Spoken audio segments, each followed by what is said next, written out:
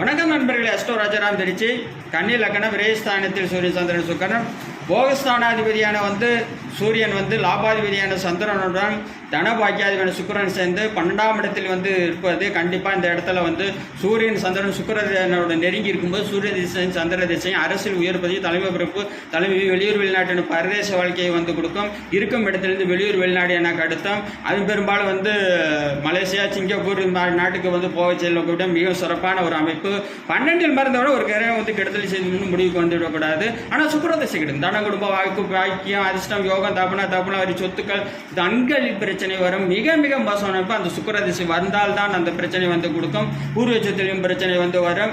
Hormone சம்பந்தமான பிரச்சனை, kidney சம்பந்தமான பிரச்சனை அனைத்து அதுக்கு விதிவிலக்கு குருவை பார்வை பெற்றிருக்கும்போது 3 திசையும் மிகவும் சிறப்பான பலன்களை அள்ளி கொடுக்கும். 2026 சட்டசபை முதல்வர் யூடியூப்ல போய் தமிழ் அஸ்ட்ரோதான் 2 வீடியோ 2027 விதிமதி